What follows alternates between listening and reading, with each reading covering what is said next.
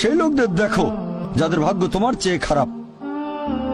সেই সব লোককে দেখো না যারা তোমার চেয়ে বেশি ভাগ্যবান। তা না হলে তোমরা আল্লাহ তাআলাকে স্মরণ করায় অবহেলা করতে পারো, তা না হলে প্রতিপালকের প্রতি অকৃতজ্ঞ হয়ে যেতে পারো।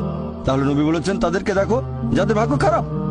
তখন আপনি বলছেন আচ্ছা, এই লোকটার তো কোনো গাড়ি নেই, আমার একটা মারুতি অন্তত আছে। তাকে দেখবেন না যারা সে মার্সিডিজ। ও আমার মার্সিডিজ নেই কেন? ওই লোকের গাড়ি নেই, আমার তো একটা আছে। আপনি আল্লাহকে ধন্যবাদ জানাবেন। যখন মার্সিডিজ গাড়ির মালিকের সাথে নিজেকে তুলনা করবেন, ও আমার কেন মার্সিডিজ গাড়ি দিলেন না, তাদেরকে দেখবেন যাদের ভাগ্য খারাপ। তাহলে আপনি আল্লাহ সুবহানাহু ওয়া তাআলাকে স্মরণ করছেন। আর এটাই বৈশিষ্ট্য মানুষের। এরকম একটা গল্প যে এক লোকের মনে অনেক দুঃখ, কারণ তার কোনো জুতো নেই। তারপরে সে একটা লোককে দেখলো যার একটা পাই নেই। লোকটা অভিযোগ করতো আল্লাহর কাছে যে জুতো নেই, আল্লাহর কাছে অভিযোগ করতো আমার কোনো জুতো নেই। তারপর সেই লোকটাকে দেখলো যার একটা পা নেই। তখন সে আল্লাহকে ধন্যবাদ জানালো, আমার অন্তত দুটো পা আছে। তাহলে সন্তুষ্ট হওয়া একটা পরীক্ষা। আমাদের নবী মুহাম্মদ সাল্লাল্লাহু আলাইহি ওয়াসাল্লাম বলেছেন, এটা আছে সহিহ বুখারীতে খণ্ড নম্বর 8, যে সত্যিকারের সম্পদ হচ্ছে সন্তুষ্ট হওয়া, ধন সম্পত্তি নয়।